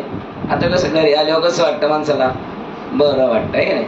घरदार तुझे नाही, अवघी लटकीच माया. आणि जे भजन ऐकायला आले त्यांनी सावध होई बापा, नाही तर आपल्या बापांनी सावध होई बापा, काय लागलं बापा. आम्ही मात्र सेट मध्ये आहोत, आहे की नाही. जन्म जरा आणि मरण ही स्थूल देहाचे मूल गुणधर्म होत. बघा, जन्म जरा आणि मृत्यू मरण हे स्थूल देहाचे गुणधर्म होत. स्थूलपणा तसेच बालपण इत्यादी त्याच्या भिन्न भिन्न अवस्था होत. त्याला वर्णाश्रमाधिक नियम असतात. ते अनेक आजाराचे भक्ष असते. बघा, सगळ्या आजारांना राहायला जागा पाहिजे ना. आणि याच देहाला पूजा, अवमान, बहुमान इत्यादी निरनिराळ्या प्रकारच्या जनसंभावना प्राप्त होतात. बघा, जन्मपणे, दुःखनीपणे, मृत्यूपणे, लहानपण, प्रौढपण आणि तारुण्यपण आणि प्रौढपण, अशा प्रकारच्या स्थिती आहेत. मान, अपमान हे सगळे या शरीरात आहे. अजून काय राहिलं, आणि सगळ्या आजारांना राहायला हे शरीर आहे घर. शिष्याचे संपूर्ण लक्ष भौतिक देहावरच केंद्रित व्हावे म्हणून ग्रंथ करते या ठिकाणी त्याची गुणवैशिष्ट्ये, त्या प्राप्त होणाऱ्या निरनिराळ्या अवस्था, त्यांनी पाळावयाचे निरनिराळे आचार धर्म याची एकामागून एक गणती करतात. परिवर्तन हा सर्व अनित्य वस्तूंचा स्वभाव विशेष असून देहाला, बघा सगळ्याचं परिवर्तन आहे, तर शरीरावर सुद्धा परिवर्तन आहे. देहाला जन्म, वृद्धी, क्षय, रोग आणि मृत्यू या परिवर्तनातून नेणारे काही आवश्यक गुणधर्म असतात. सशक्त, अशक्त, उंच किंवा ठेंगणा म्हणून व्यक्त होण्याचा आणखीही देहाचा स्वभाव धर्म आहे. बालपण, तारुण्य आणि वार्धक्य या अवस्था टप्प्यातून त्यास जावे लागते आणि तेव्हा देह नवी परिमाणे आणि नव्या मुद्रा धारण करतो. जसं त्याचे परिवर्तन होईल तसतसा त्याच्यातील बदल वेगळा होत जातो. भौतिक देहाच्या आणि भोवताच्या जगाशी येत असलेल्या त्याच्या संबंधाच्या संदर्भातच काही आचारसंहिता घालून दिलेल्या असतात आणि त्या कठोरपणे समाजामध्ये पाळावयाच्या असतात. वर्णाश्रम विषयक आचरणा करता घालून दिलेली प्रमाणे ही सर्व देहाच्या संस्कारणा करता असून त्यांना फक्त देहीच्या संदर्भातच मान्यता असते. अंतःकरणात आतमध्येच गुंतलेलं चैतन्य, त्याला सुटण्यासाठी ही काही बंधनं आहेत. काही वर्णाश्रम धर्म ते कठोरपणे त्याला पाळावं लागणार. अर्जुनाला तेच सांगितलं, तुला पहिलं युद्ध करावंच लागेल. देह हे अनेक रोगाचे आश्रयस्थान असते. शरीर दुःखाचे कोठार, शरीर दुर्गंधीचे रोगाचे भांडार, शरीर दुर्गंधीचे नाही अमंगळ शरीर आहे. बा, देह अनेक रोगाचे आश्रयस्थान असते. याचा सगळ्यांना अनुभव आहे आपल्याला, हे नाही. केलेली पूजा, दिलेला मान, दाखवलेला अवमान हा खचितच देहालाच दिलेला असतो. आत्मा याच्यापासून पूर्णपणे सेफ मध्ये. अहंकाराचे आश्रयस्थान मी व जगातील सर्व अनुभवाची बैठक असलेल्या त्या भौतिक देहावर शिष्याचे लक्ष केंद्रित व्हावे म्हणून ही सर्व सूचक विधाने आहेत. सगळं आहे ते देहाला आहे आणि त्या देहाच्या आतमधल्याला सुटायचे त्याच्यासाठी बंधन त्याच्यासाठी. प्रकरण चेंज होत आहे. ज्ञान इंद्रिय आणि कर्मेंद्रिय 92 प्रकरण क्रमांक 21 आणि श्लोक क्रमांक 92. स्तोत्र, त्वचा, नेत्र, घ्राणेंद्रिय आणि जिव्हा ही 5 ज्ञानेंद्रिय होत, कारण ती आपणास विषय ज्ञानास सहाय्य करतात. तसेच वाणी, हस्त, पाद, गुद आणि उपस्थ ही कर्मेंद्रिय होत. या ठिकाणी व्यक्तिमत्वाच्या ज्या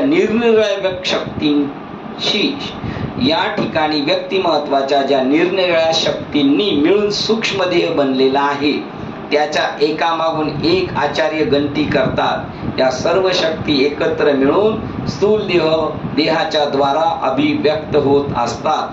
ज्या ठिकाणी व्यक्ती स्वतःचे अनुभव संपादन करते त्या वस्तू जगताशी त्या व्यक्तीचा संबंध प्रस्थापित होत असतो.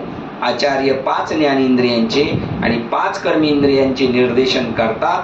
आपणापर्यंत पोहोचणाऱ्या संवेदनांचे ज्ञान होणे आणि त्यांना प्रत्युत्तर देणे या दोहोंनी मिळून आपणातील जीवन अभिव्यक्ती होत असते.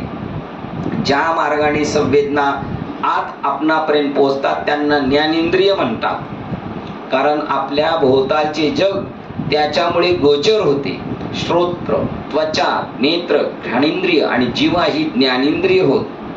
जेव्हा संवेदना आपणापर्यंत पोहोचतात तेव्हा त्यांची संख्येने 5 कर्मेंद्रियामार्फत आपण त्यांना प्रत्युत्तर देतो. त्यांना कर्मेंद्रिय म्हणतात, कारण शरीर पातळीवर अभिव्यक्त झालेले प्रत्याघात या आपापल्या मिळालेल्या संवेदनांच्या आपल्याच प्रतिक्रिया असतात. वाणी, हात, पाय, गुद आणि जननेंद्रिय हीच ती कर्मेंद्रिय होत. या ठिकाणी ती व्यक्ती आपले प्रत्याघात व्यक्त करताना कृती करते म्हणून त्यांना कर्मेंद्रिय म्हणतात. आता स्थूल शरीरातले अजून पाठ सांगतात, जसे 1, 3, 5 मेळा 25 आणि 36 तत्वाचा मूळ हारी. ते कसं घडत चाललेले एक गोष्टी त्याच्यामध्ये आता सूक्ष्म भेद. 5 कर्मेंद्रिय आणि 5 ज्ञानेंद्रिय. प्रकरण चेंज झालं लगेच एका श्लोकातच. अंतकरण चतुष्टक 22 क्रमांकाचं प्रकरण आणि 93 नंबरचा श्लोक वाचतो. अंतकरण उपकरणांना त्यांच्या कार्यानुसार मन, बुद्धी, अहंकार आणि चित्त असे म्हणतात. संकल्प विकल्प करणारे मन, वस्तुमात्रातील सत्यत्वाचा निश्चय करणारी बुद्धी, त्या दोन्हीशी तादात्म्य पावणारा अहंकार, स्वतःला आवडणाऱ्या वस्तुमात्रांना सतत प्रकाशित करणारे चित्त असे म्हणतात. बघा, प्रत्येकाची कामं सांगून टाकली. ज्ञानेंद्रियांनी आणि कर्मेंद्रियांचे वर्णन केल्यानंतर ज्या सूक्ष्म बाबींनी अंतकरण बनलेले आहे त्याकडे आपण तर्कसंगत क्रमानेच वळतो. हे स्पष्ट आहे की नेत्र हे काही स्वतःहून पाहू शकत नाही. नेत्र हे अतीत साक्षी पुरुषाच्या पाहण्याचे उपकरण आहे. तुमचं प्रवचन असंच झालं यांचं, हे की नाही? ते नेत्र पहिले पाठवतो आणि मग अमुक करतं. आंबा खायचा, जातो, घेतो, खातो, बरं वाटतं आणि फटका बसल्यानंतर लागल्यावर पाणी कुठे येतं? डोळ्यात. त्यानंतर तू काम केलं, आता तूच रड. बघा कसं यांनी मस्त संगत चांगली लावली होती त्या गोष्टीची. अतीत साक्षी पुरुषाच्या पाहण्याचे उपकरण आहे. बघा, क्रमाने होतो. ज्ञानेंद्रिय कर्मेंद्रियाचे वर्णन केल्यानंतर ज्या सूक्ष्म बाबींनी अंतकरण बनले त्याकडे आपण तर्कसंगत क्रमानेच वळतो. हे स्पष्ट आहे की नेत्र हे काही स्वतःहून पाहू शकत नाही. नेत्र हे अतीत साक्षी पुरुषाचे पाहण्याचे उपकरण आहे. अंतर उपकरणांना निरनिराळी नावे आहेत, परंतु ती फक्त कार्यात्मक फरक निर्देशित करतात. वस्तुतः सर्व अंतर उपकरणे एकाच मनोद्रव्यांनी बनलेली असून त्यांची कार्य मात्र भिन्न असतात, म्हणून त्यांना निरनिराळी नावे असतात. ती सर्व विचारांनीच बनलेली असतात. बघा, जरी डोळ्याला असं वाटलं तरी पाहणारा वेगळा आहे. मेलेल्या माड्याला पण डोळे आहेत आणि त्याचं जर प्राण डोळ्यातून गेला असता तर डोळे उघडे असतात, पण ते आपण गेलो काय बोलतो का काही दाखवतो का अभिप्राय नाही. त्याच्या आतमधली जी चैतन्य शक्ती तीच, त्या एकाच चैतन्य शक्तीची वेगवेगळी नावं आहेत कार्यानुसार. वस्तुतः सर्व उपकरणे एकाच मनोद्रव्याची बनलेली असून त्यांची कार्य मात्र भिन्न मात्र असतात आणि म्हणून त्यांना निरनिराळी नावे असतात. ती सर्व विचारांनी बनलेली असतात. विचार हे शंका, निराशा व निराशा यासह गोंधळ व विक्षेप या स्वरूपात असतात, तेव्हा ते मन बनतात. बघा, विचार कधी शंका कधी निराशा, असं नाही, असं हे जे वाटणं त्याचं नाव मन आहे. मन जेव्हा इंद्रिय ज्ञानाचा तत्सम किंवा तद्विरुद्ध अनुभवाच्या स्मृतीचा संदर्भात निश्चय करते, तेव्हा अशा निश्चयामुळे निर्माण झालेल्या सापेक्ष शांत स्थितीत असलेल्या मनाला बुद्धी म्हणतात. मला पक्क डोक्यात आहे माझ्या, अपेक्षा करणे, इच्छा करणे, आशा करणे, निर्णय घेणे इत्यादी बुद्धीची कार्य होत. बघा, एकाच याची कशी पार्ट बदलत आले. एखाद्या बाह्य अघटित बाबीबद्दल शंका असणे आणि तिच्याबद्दल निर्णयाप्रत येणे ही दोन्ही बुद्धिनिष्ठ जीवन जगण्याच्या प्रक्रियेतील एकाच जो खंडाला जोडलेले दोन प्राणी आहेत. या दुहेरी कार्याची ही सतत चालणारी प्रक्रिया आपापल्या बुद्धिनिष्ठ जीवाचा अनुभव देते की जे फक्त मानवालाच शक्य असते. इतर योनीच्या ठाई हा विचार नाही, त्याला मन बी नाही, त्याला बुद्धी पण नाही. त्यात बुद्धी तर 100% नाही. मन समजा असेल जोडा बोलणार तिथं त्या कुत्रा जनावर आपणास तशी बरं बुद्धी नाही असं पण नाही, पण जेवढी पाहिजे तेवढी विकसित बुद्धी नाही. आपणास तशी लक्षात येणे अवघड नाही की त्याच्यामध्ये बुद्धिनिष्ठ जीवनाचा अनुभव निर्माण व्हावा म्हणून केलेल्या कल्पना आणि घेतलेले निर्णय एकाच व्यक्तीचे असावयास पाहिजेत. म्हणजे असे की आलेल्या शंकाही माझ्याच आणि अंतिम आकलनही सुद्धा माझीच व्हावयास पाहिजेत. इतर माझ्या शंका निरसनाचा अनुभव मला येऊ शकेल तरच माझ्या शंका निरसनाचा अनुभव मला येऊ शकेल. शंका त्याला आणि शंका निवृत्त झाली ही पण कोणाला कळणार? त्यालाच.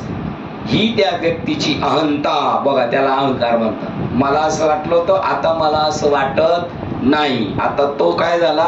अहंता, अहंकार. ज्यामुळे ती व्यक्ती केलेल्या कल्पना आणि त्या संबंधी घेतलेले निर्णय हे दोन्ही त्याचेच आहे असे मानते, त्याला अहंकार म्हणतात. तो अहम मम वृत्तीच्या रूपात व्यक्त होतो.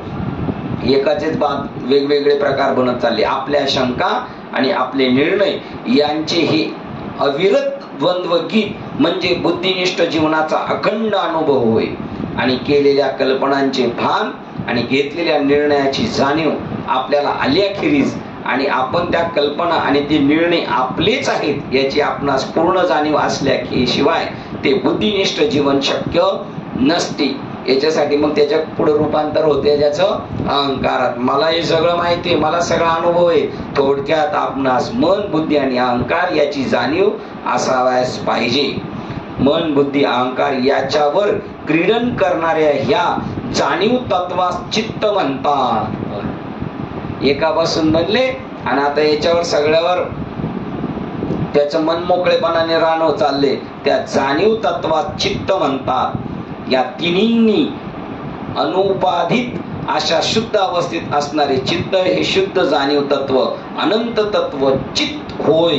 म्हणून चित्त चैतन्या पडता गाठी, सुटेले लिंग देहाची गाठी पडता भेटी होय. चित्त म्हणजे चित्त चैतन्य आहे.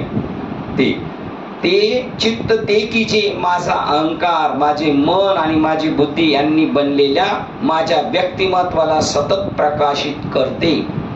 आणि चारी मिळून एक आहेत आणि या एकांना बदलवायचं असेल, यांना सगळ्यांना एक करायचंय, हे वेगवेगळे झाले तर याला एकच औषध आहे, ते ज्ञान पैगा बरोबर. मग ते अंतकरणाला संकल्प विकल्पापर्यंत घेऊन येणार नाही. असं एकापासून कसे अनेक चाललेले बघा.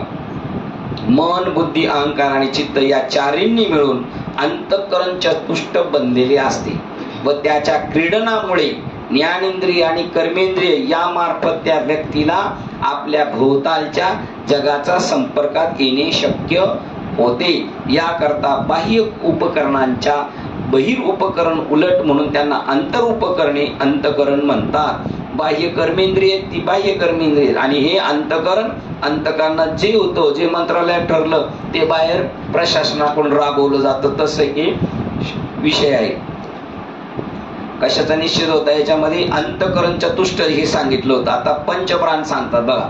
आता एकाच प्राणाचे 5 आणि त्या 5चे परत एक एक उप असे 10, पण सगळे मिळून पहिले कसे आहेत ते एक आहे, पण कामानुसार वेगळं नाव. हा एकच प्राण वृत्ती भेदाने आणि विकृती भेदाने सोने, पाणी इत्यादी सारखे सुवर्ण, सलील, अधिवत, प्राण, अपान, ज्ञान, समान अशी उदान अशी 5 नावे धारण करतो. प्राण यांचा बहुधा श्वास असा चुकीचा अर्थ घेतला जातो. तत्वज्ञानातील संज्ञानुसार इंद्रिय ज्ञानग्रहण प्राण, मलोत्सर्जन अपान, पचन व्यान, अभिसरण समान आणि विचार उदान अशा निरनिराळ्या शरीर कार्यातून व्यक्त होणाऱ्या जीवनशक्ती करता प्राण हा शब्द वापरला जातो.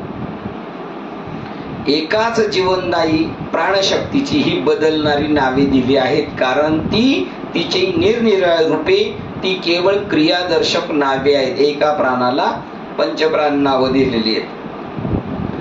व्यक्ती जसजशी वयाने वाढत जाते तसतशी ह्या शरीर क्रिया संस्था दुर्बल आणि विस्कळीत होत जातात आणि अंततः मृत्यू समयी त्या विराम पावतात. सोप्या भाषेत समजून घ्यावायचे झाले तर या पंचप्राणामुळे शरीरातील शरीर क्रिया संस्था बनलेल्या असतात असे समजावे, अशी आम्ही वाचकास शिफारस करतो.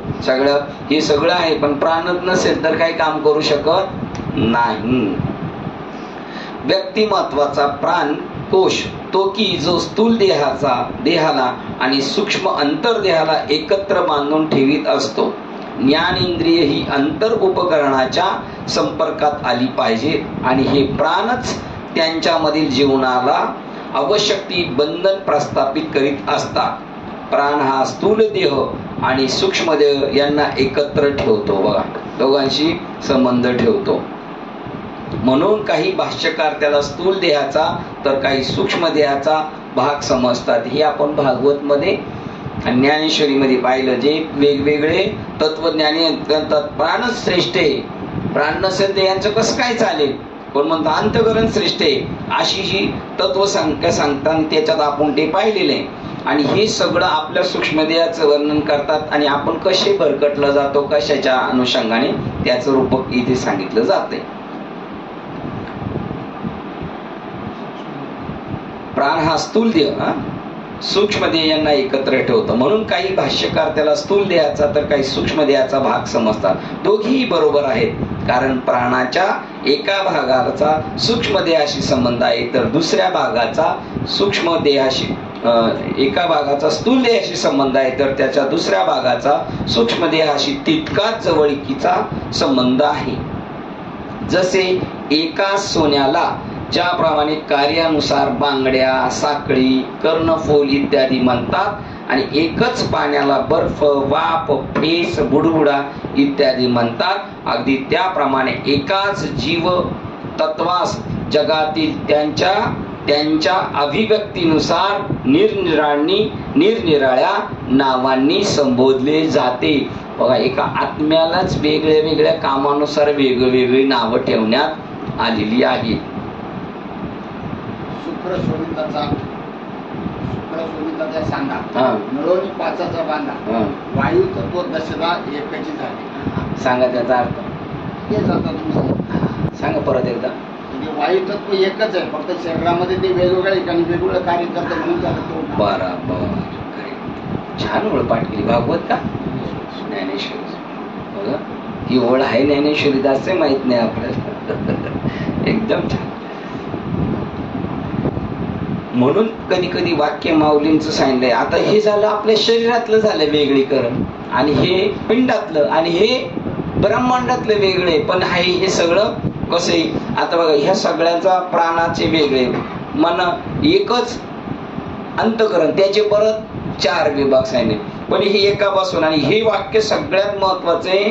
त्याप्रमाणे एकाच जीव तत्वास जगातील त्याच्या अभिव्यक्तीनुसार निरनिराळ्या नावांनी संबोधले जाते. हे याच्यातलं पक्क वाक्य आहे. जरी वेगवेगळं असलं तरी एकापासून अनेक झालेले.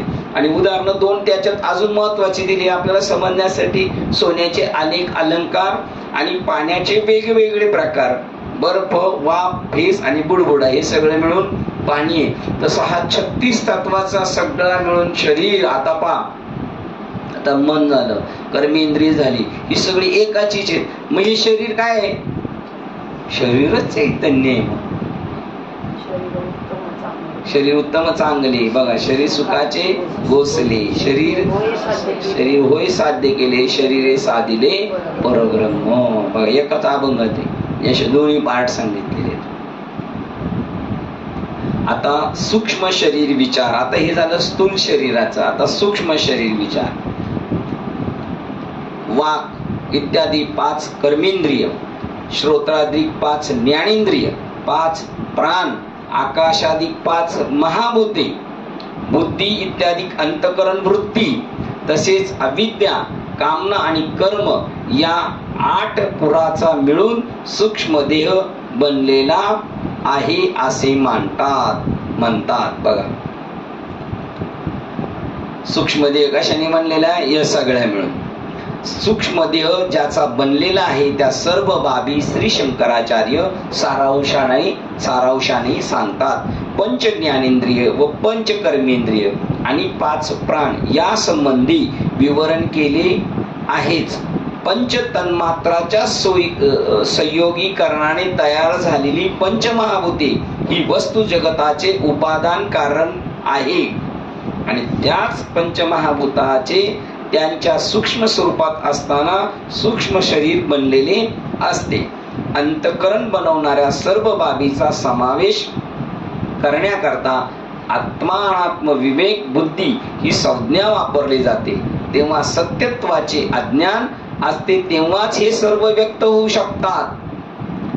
हे वेगवेगळे कधी व्यक्त होऊ शकतात? मन, बुद्धी, पंचप्राण, पंचकर्मेंद्रिय, सूक्ष्म शरीर, स्थूल शरीर हे कधी व्यक्त होऊ शकतात? हे वाक्य फार काही नाही. इथे जर आपण नाही समजून घेतलं का झालं पुढे. जेव्हा सत्यत्वाचे अज्ञान असतात तेव्हा हे सर्व व्यक्त होऊ शकतात. हे सगळे आता व्यक्त झालेत म्हणजे आपल्याला वेगवेगळे दिसतात. याचं कारण काय आहे? आपल्या स्वरूपाबद्दल अज्ञान, आणि आपल्या स्वरूपाबद्दल ज्ञान झालं तर हे व्यक्त नाही म्हणजे शिल्लकच नाही. हे सगळं काय होणार? भरला घनदाट. आणि व्यक्तीच्या आत्मनिष्ठ व्यक्तिमत्वामधील आध्यात्मिक सत्यत्वाच्या अज्ञानास अविद्या म्हणतात. बघा अज्ञानामुळे हे वेगळे वेगळे वाटतात, ज्ञानामुळं एक वाटणार. दागिने वेगवेगळे वाटणार, सोनं अलंकारामुळे वेगवेगळं वाटणार, पाण्या बर्फ वाफ याच्यामुळे वेगळे वाटणार.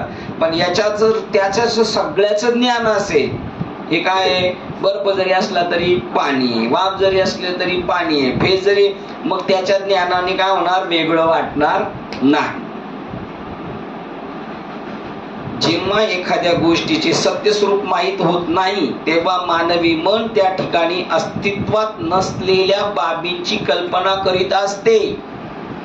म्हणजे आता ह्या सगळ्या अस्तित्वात नाही, साप अस्तित्वात नाही, पण कल्पना करते, आणि हा कल्पनेपासून कल्पीला जो ठेला, त्यामुळे पडला गोवा, नेने हरी. किती बारकाईची वाक्य काय काय मध्ये. जेव्हा एखाद्या गोष्टीचे सत्य स्वरूप माहित नाही, याचं सत्य स्वरूप काय आहे? याचं शरीर, आपल्या प्रत्येकाला मिळालेल्या शरीराचं सत्य स्वरूप काय आहे? चैतन्याचं. मूळ त्याचं जर शोध करत घेतलं तर. पण ते जेव्हा माहित नव्हते तेव्हा मानवी मन त्या ठिकाणी अस्तित्वात नसलेल्या बाबींची कल्पना करीत असते. जग त्याचं मूळ स्वरूप काय जगाचं? चैतन्य.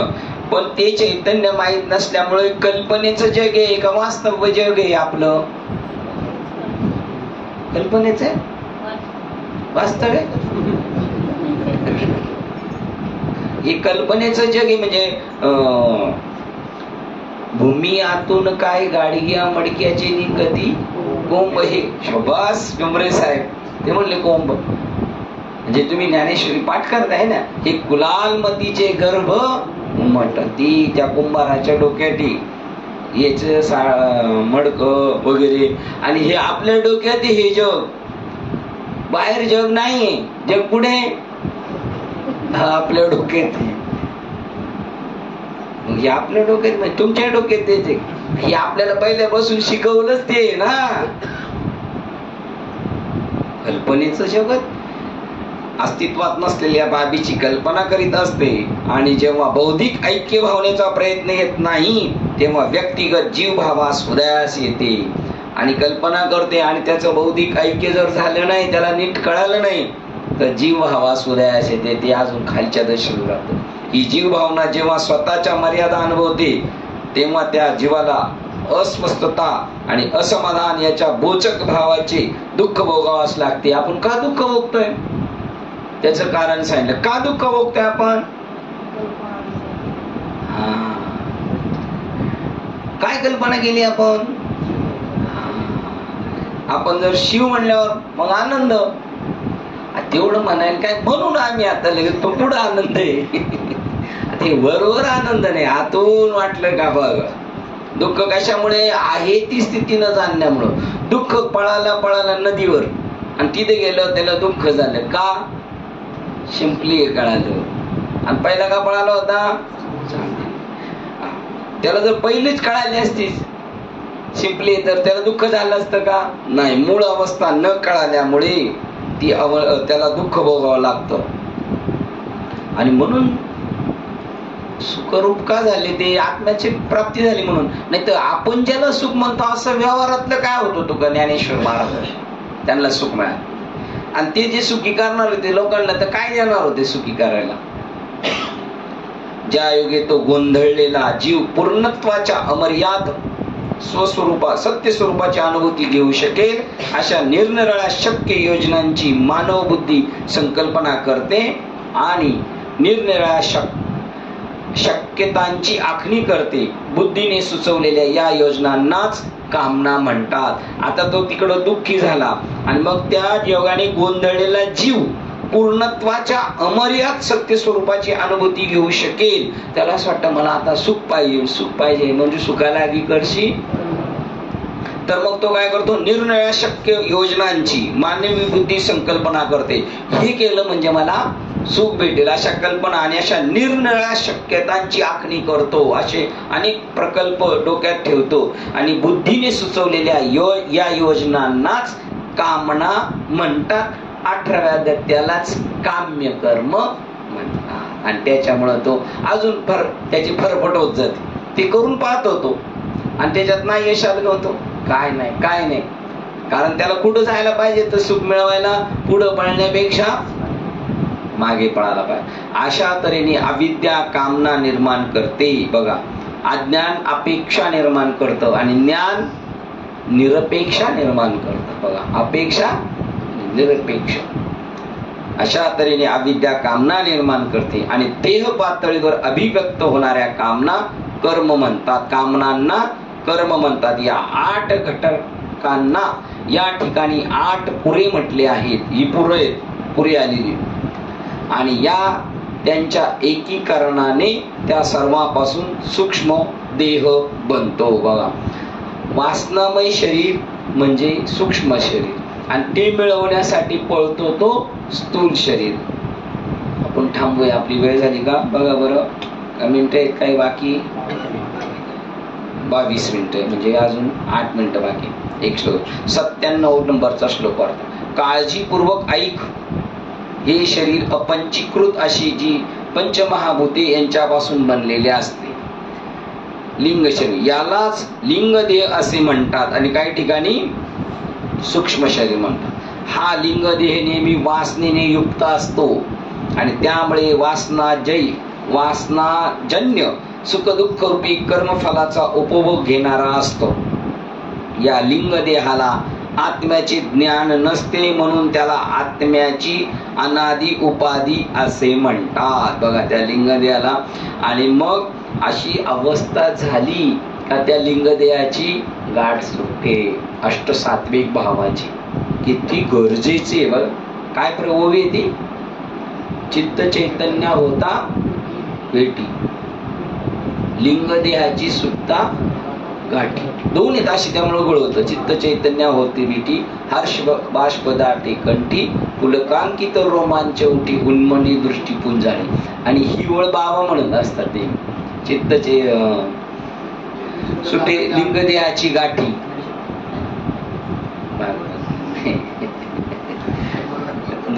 त्यांनी तुम्हाला स्पीड ब्रेकर टाकला लगेच. भागवत मधली ओळी हा ज्ञानेश्वरीत नाही शोधायची.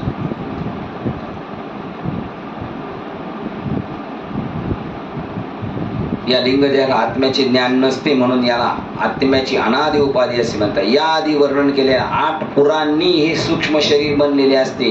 ज्याला लिंगदेह असे म्हटले जाते ते अद्याप व्यक्त झालेले नसते. बघा, जो जेविका सैंधवाचा खडा पडला सिंधू माझी वडा, तो झाला सिंधूची एवढा तेवी तो धडथुडा ब्रह्म होय. चित्त चैतन्य पडता मिठी सुटता लिंगदेहाची गाठी, नेत्र अश्रूंचा पूर दाटी रोमांच उठी सर्वांगी. भागवत ना.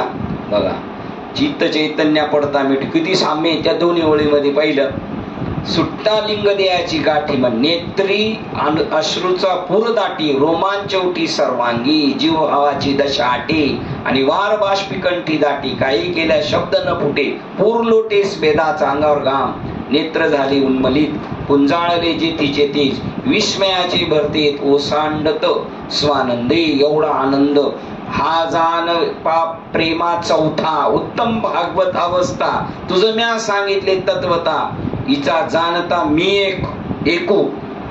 भागवताचार्य नाही याचे जाणते. याच्यावर बाबाची कितीतरी भांड व्हायला आली होती. उत्तम भागवताची लक्षणे भागवताचार्यांना माहिती नाही. वाचो चकवे बाबा.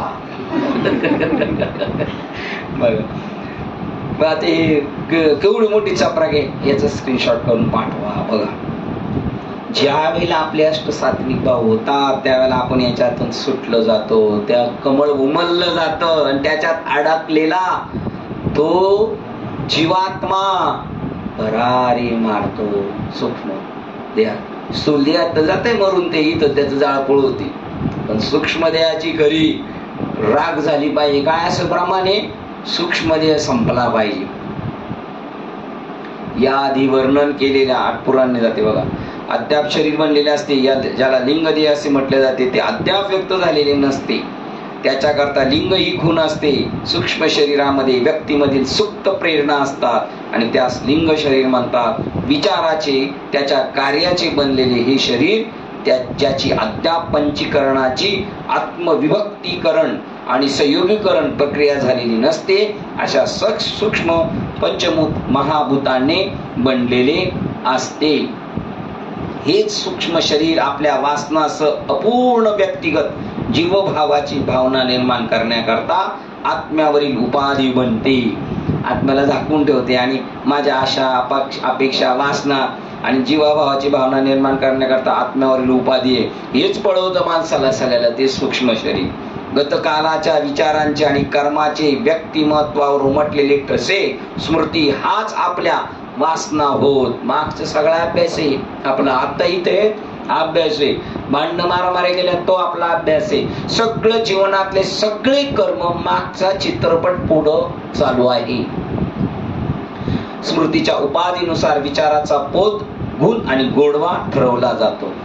वेळ मध्ये सांगा, ज्या विचारांनी वासना निर्माण केली तशाच प्रकारचे विचार पुन्हा उफाळून येतात. बघा, पुन्हा विचारून उफाळून येतात तेच, आणि तेच बाहेर पडून आपल्या कर्माला प्रवृत्त करतात. माणूस शांत आहे पण आतून त्याला पळायला लावणारी दुसरी ही घटना आहे वासनांच्या बरोबर. बघा असंच उदाहरण दुसरं दिलंय भागवतात.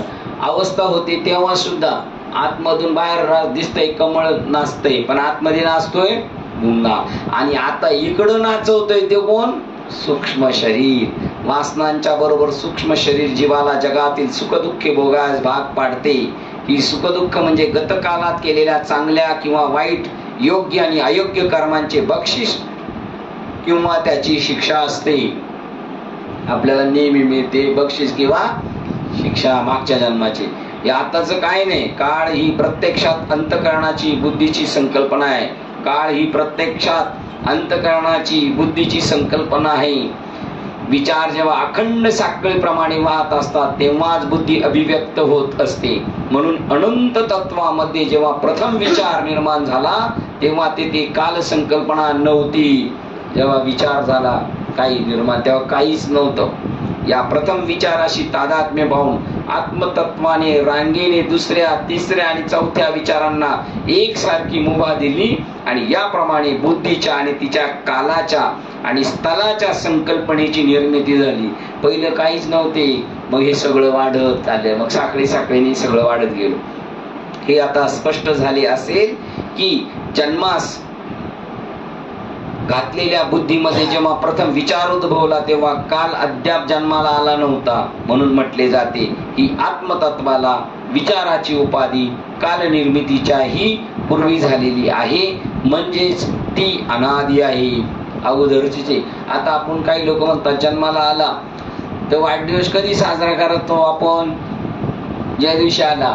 पण ते म्हणतात जे जर बीजारोपण झालं तेव्हाच त्याचं सगळं जन्माचं कायमचं म्हणणं आहे. काही वेळेला किंवा बीजारोपण झालं पण काही म्हणतात जेव्हा त्याच्यामध्ये प्राण संक्रमित झाले तो दिवस खरा.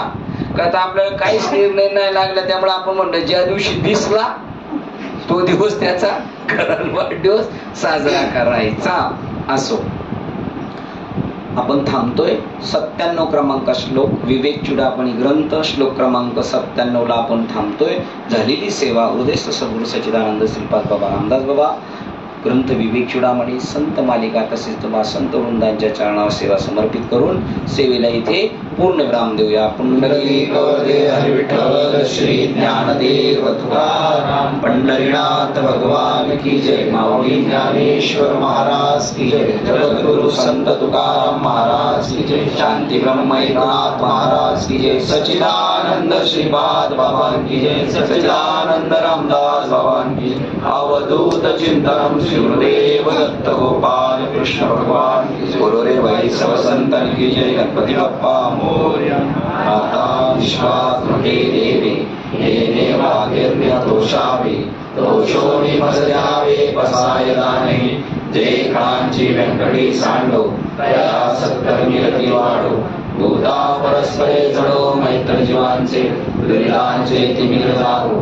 निज स्वधर्म सूर्य पाहो तो देवांचे तो ते लाभो. प्राणी जात वर्षत सकळ मंगळी ईश्वर निष्ठांची मांदियाळी. अनवर्त भूमंडळी भेट तुझ्या भूता चला कल्पत रुचिरारव. चेतना चिंतामणीचे गाव बोलते जे अर्णव पियुषांचे चंद्रमे जे लांछन. मातंग जेता पैनम ते सर्वाही सदा सज्जन सोयरे होतो. विमोहना सर्व सुखी पूर्ण होणे तिन्ही लोकी. भजी जो आधी पुरुषी अखंडित आणि गंतोपजीवे विशेष लोकी. एक म्हणे श्री विश्वेश्वरा हो होईल ताण बसाहो. येणे वरे ज्ञान देव सुखिया झाला. येणे वरे ज्ञान देव सुखिया झाला. येणे वरे ज्ञान देव सुखिया झाला.